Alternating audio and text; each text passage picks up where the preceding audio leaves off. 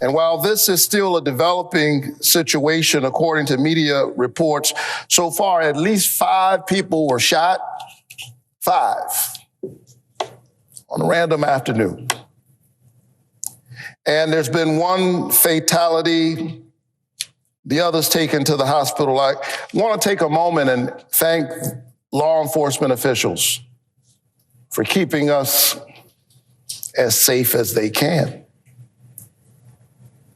I want to thank them for their work trying to apprehend this individual. I'm also thankful for local media who are keeping all of us informed, and I'm grateful for our first responders, the people in healthcare, the people on the front lines. We count on them every day to care for those who are injured, to respond to people in peril.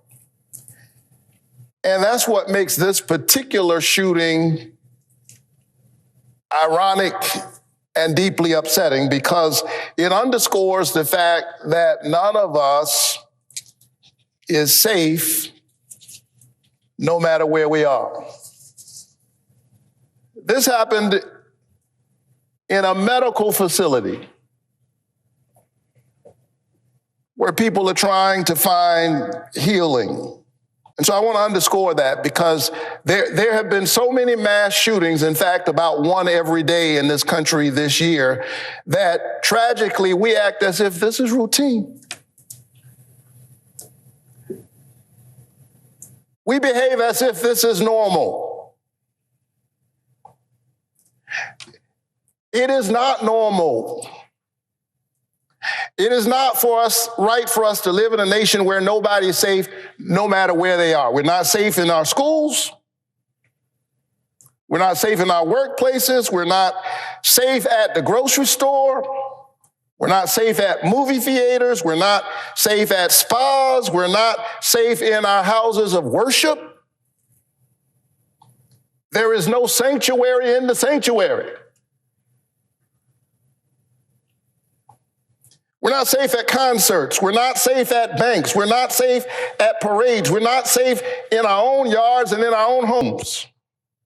And now today, we can add medical facilities to that list. And still, we have done so very little in this building to respond. And in the American political square at large. And I think there's an unspoken assumption. I think that the unspoken assumption is that this can't happen to me. This won't happen to me. It won't happen to people that I love. But with a mass shooting every day, the truth is, the chances are great.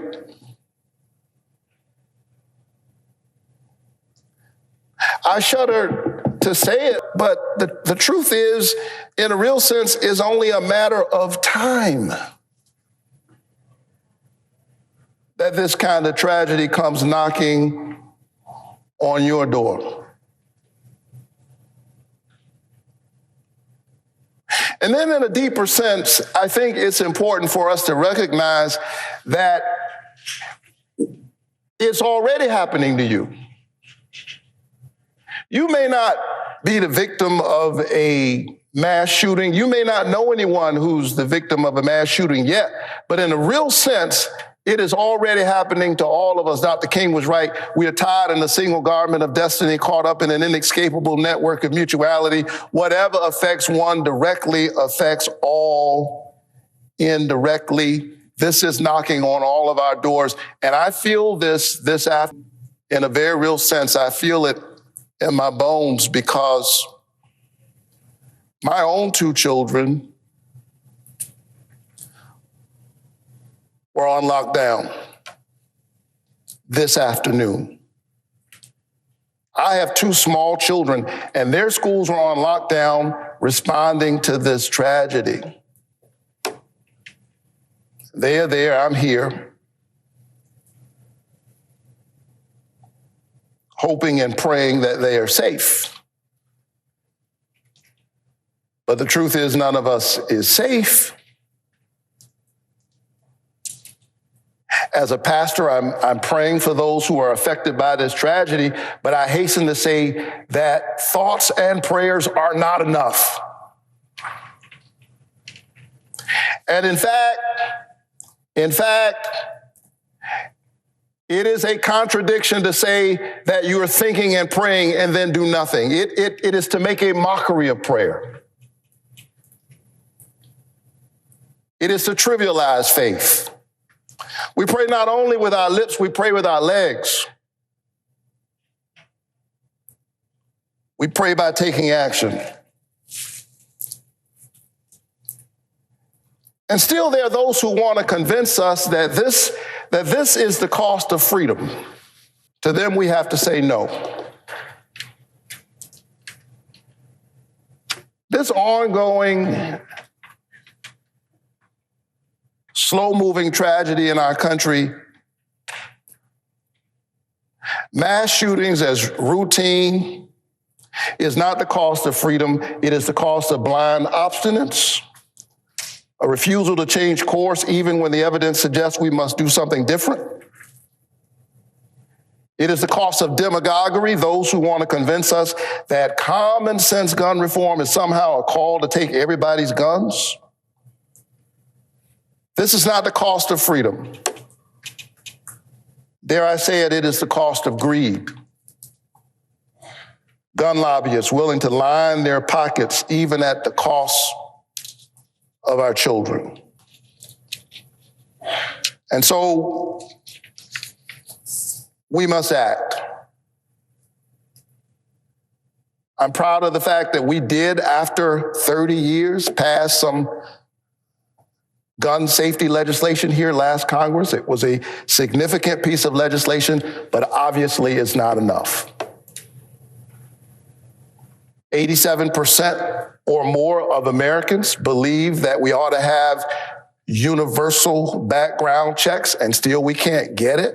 Think about that. In a country where everybody says we're divided, and there are deep divisions to be sure. There's disagreement on this issue to be sure. But in a country where there is 87% agreement on something, there's no movement on it in Congress. Which means that that's a problem with our democracy. The people's voices have been squeezed out of their democracy, and there's a growing chasm between what the people actually want and what they can get from their government.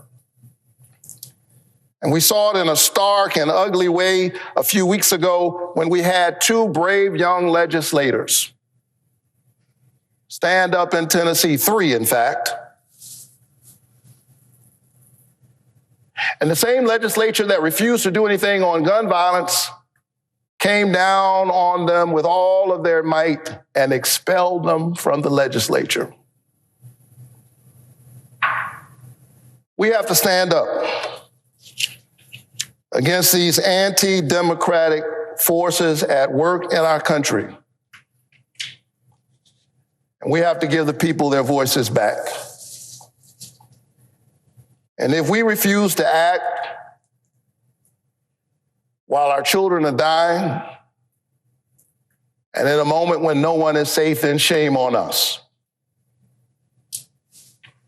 Shame on us if we allow this to happen and we do absolutely nothing.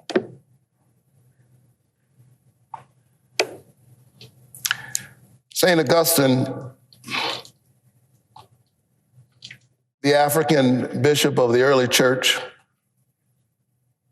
said that hope has two beautiful daughters. He said they are both beautiful: anger and courage. Anger with the way things are, and courage to see that they do not remain as they are. I'm pleading, I'm begging all of my colleagues on both sides of the aisle to remember the covenant that we have with one another as an American people. Stand up in this defining moment and do everything we can to protect all of us, and certainly all of our children. We owe it to the people who have sent us here. I know that there are those who will look at this moment and say, politically, do you really think we can get anything done here? They will ask if this is the time, given the state of politics in our country right now. I respond with the words of Dr. King, who said that the time is always right to do what is right, and that time is right now. Madam President, I yield the floor. We spend a lot of time deconstructing the news, trying to parse it into a form that everybody can understand. We try to find those little nitpicks where it flies above the fray, etc. If you really like these videos that we do, I want to ask a big favor. Please go ahead, number one, subscribe to our channel, and number two, please join if you can. Thank you so kindly for watching. Keep watching. Please remember to share. We must populate the entire internet with our progressive message, a message that we know is what most Americans say that they want. So help us, please join.